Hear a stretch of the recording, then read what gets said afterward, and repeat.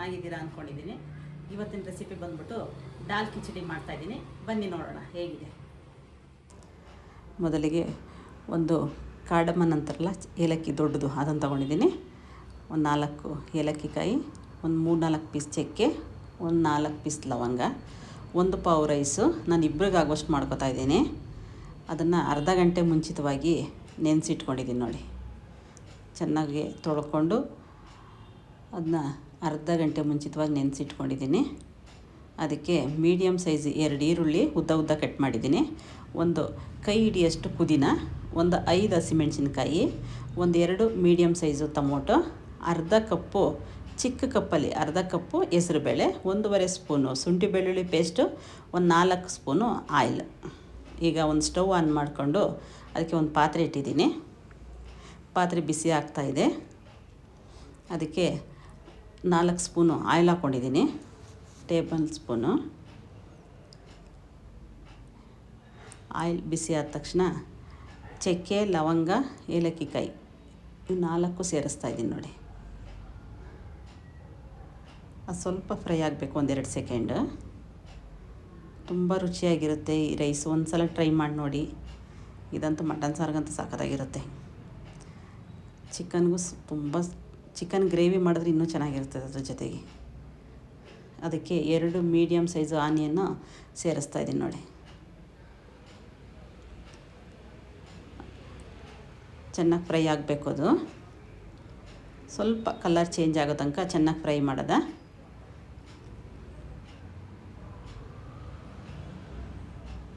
ಆ ಆಯಿಲಲ್ಲೇ ಚೆನ್ನಾಗಿ ಫ್ರೈ ಆಗಬೇಕು ಈರುಳ್ಳಿ. ಸ್ವಲ್ಪ ಕಲರ್ ಚೇಂಜ್ ಆದ ತಕ್ಷಣ ಅದ್ರ ಜೊತೆಗೆ ಹೆಸರುಬೇಳೆ ಸೇರಿಸ್ಬೇಕು. ಇಷ್ಟಾದರೆ ಸಾಕು.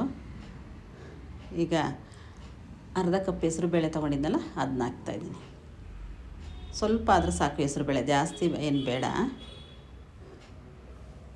ಇದನ್ನು ಚೆನ್ನಾಗಿ ಫ್ರೈ ಮಾಡಿ ಸ್ವಲ್ಪ ಕಲ್ಲರ್, ಈರುಳ್ಳಿ ಹೆಸರುಬೇಳೆ 2 ಸ್ವಲ್ಪ ಕಲರ್ ಚೇಂಜ್ ಆಗೋ ತನಕ ಚೆನ್ನಾಗಿ ಫ್ರೈ ಮಾಡ್ಕೊಳ್ಳೋದ. ಇದಕ್ಕೆ 2 ಸ್ಪೂನು ಶುಂಠಿ ಬೆಳ್ಳುಳ್ಳಿ ಪೇಸ್ಟ್ ತೊಗೊಂಡಿದ್ದಲ್ಲ, ಅದನ್ನ ಹಾಕ್ತಾಯಿದ್ದೀನಿ. ಚಿಕ್ಕ ಸ್ಪೂನಲ್ಲಿ, ದೊಡ್ಡ ಸ್ಪೂನ್ ಆದರೆ 1.5 ಸ್ಪೂನ್ ಬರುತ್ತೆ ಅದು.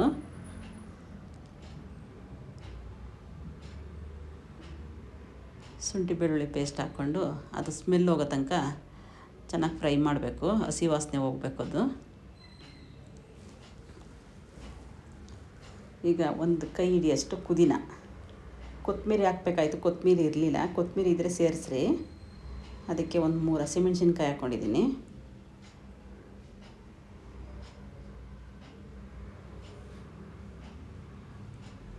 ಅದು 1-2 ನಿಮಿಷ ಫ್ರೈ ಮಾಡಿ, ಈಗ 2 ಮೀಡಿಯಮ್ ಸೈಜ್ ಟೊಮೊಟೊ ತೊಗೊಂಡಿದ್ದೆಲ್ಲ ಚಿಕ್ಕದಾಗಿ ಕಟ್ ಮಾಡಿ ಅದನ್ನು ಸೇರಿಸ್ತಾಯಿದ್ದೀನಿ ನೋಡಿ. ಟೊಮೊಟೊ ಸ್ವಲ್ಪ ಸಾಫ್ಟ್ ಆಗೋ ತನಕ ಚೆನ್ನಾಗಿ ಫ್ರೈ ಮಾಡಬೇಕು. ಈ ಸಮಯದಲ್ಲಿ ನಾವು ಉಪ್ಪು ಸೇರಿಸ್ಕೊಂಡು ಚೆನ್ನಾಗಿ ಫ್ರೈ ಮಾಡ್ಕೋಬೇಕು.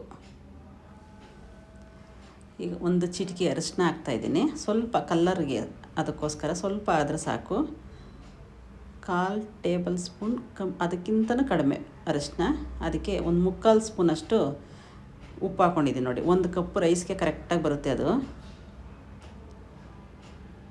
ಮತ್ತೆ ಹಾಕುವಷ್ಟೇ ಇರೋದು, ನೀರು ಹಾಕುವಾಗ ಉಪ್ಪು ಹಾಕುವಷ್ಟೇ ಇರೋದಿಲ್ಲ. ಕರೆಕ್ಟಾಗಿ 3/4 ಸ್ಪೂನ್, ಒಂದು ಪಾವು ಅಕ್ಕಿಗೆ ಕರೆಕ್ಟಾಗಿ 3/4 ಸ್ಪೂನ್ ಕರೆಕ್ಟಾಗಿ ಬರುತ್ತೆ ಅದು. ಈಗ ತೊಳೆದಿಟ್ಕೊಂಡು ಇದ್ವಲ್ಲ ಅಕ್ಕಿ, ಅದನ್ನು ಸೇರಿಸ್ತಾಯಿದ್ದೀನಿ. ಇದನ್ನ ಒಂದು ಸಲ ಮಿಕ್ಸ್ ಮಾಡಿ, ಅಕ್ಕಿ ಆ ಮಸಾಲೆ 2 ಚೆನ್ನಾಗಿ ಮಿಕ್ಸ್ ಮಾಡಿ, ಆ ಹೆಸರುಬೇಳೆ ಅದರಲ್ಲೇ ಬೆಂದೋಗುತ್ತೆ. ಅದು ಚೆನ್ನಾಗಿ ಫ್ರೈ ಮಾಡಿದ್ರೇ ಬೆಂದೋಗುತ್ತೆ ಅದು. ಅಕ್ಕಿ ರೈಸು ಚೆನ್ನಾಗಿ ಬೆಂದೋಗುತ್ತೆ ಆ ರೈಸ್ ಜೊತೆನೇ. ಈಗ 1 ಕಪ್ ರೈಸ್ ತೊಗೊಂಡಿದ್ದಲ್ಲ, ಅದಕ್ಕೆ 1.5 ಕಪ್ಪಷ್ಟು ನೀರು ಹಾಕ್ತಾಯಿದ್ದೀನಿ ನೋಡಿ.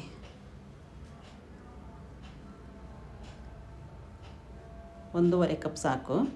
ಏಕೆಂದರೆ ಅರ್ಧ ಗಂಟೆ ಮುಂಚಿತವಾಗಿ ನಾವು ರೈಸ್ ನೆನೆಸ್ಕೊಂಡಿರ್ತೀವಲ್ಲ, ಕರೆಕ್ಟಾಗಿ 1.5 ಕಪ್ ನೀರು ಹಾಕಿದ್ರೆ ಕರೆಕ್ಟಾಗಿ ಬರುತ್ತೆ. ಈಗ ಉಪ್ಪು ಕರೆಕ್ಟಾಗಿ ಆಯಿತಾ ನೋಡೋಣ. ಕರೆಕ್ಟಾಗಿ ಇರುತ್ತೆ. ಒಂದು 3/4 ಸ್ಪೂನ್ ಹಾಕಿದ್ದಲ್ಲ, ಕರೆಕ್ಟಾಗೇ ಇದೆ.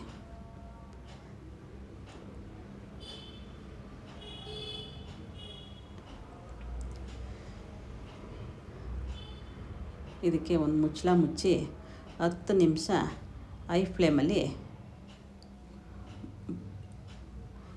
ಇಡದ ಐ ಫ್ಲೇಮಲ್ಲಿ ಇಟ್ಟಿದ್ದೀನಿ. ಈಗ ನೋಡಿ 10 ನಿಮಿಷ ಆಗಿದೆ. ಈಗ 10 ನಿಮಿಷ ಆದಮೇಲೆ ನೀರು ರೈಸ್ ಕರೆಕ್ಟಾಗಿ ಸಮವಾಗಿ ಬಂದಿದೆ ನೋಡಿ. ಇನ್ನು ಸ್ವಲ್ಪ ನೀರಿದೆ, ಆವಾಗ ದಮ್ ಕಟ್ಟಬೇಕು ಅದನ್ನು.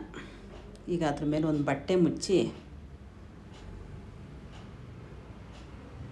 ಅದಕ್ಕೊಂದು ಪ್ಲೇಟ್ ಇಡ್ತಾಯಿದ್ದೀನಿ. ಅದಕ್ಕೆ ಅದ್ರ ಮೇಲೆ ಒಂದು ಭಾರವಾಗಿ ಒಂದು ಕಲ್ಲೇನಾರು ಇಟ್ಬಿಟ್ರೆ ಕರೆಕ್ಟಾಗಿ ಬರುತ್ತೆ.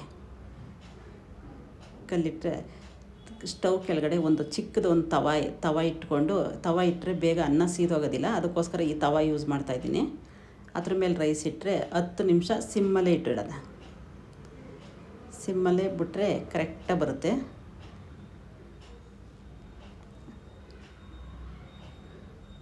ಹತ್ತು ನಿಮಿಷ ಆಗಿದೆ. ಈಗ ಓಪನ್ ಮಾಡಿ ನೋಡೋದ.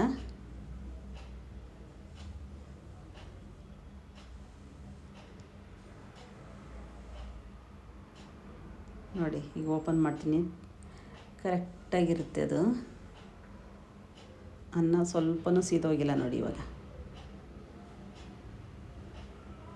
ನೋಡಿ ಕರೆಕ್ಟಾಗಿ ಬಂದಿದೆ ಅನ್ನ.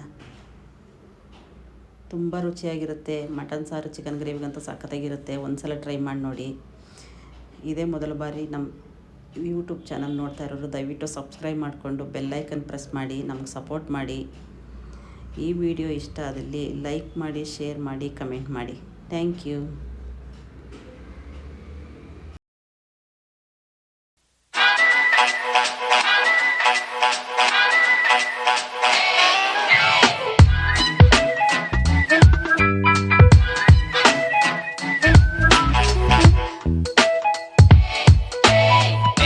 C, D, E.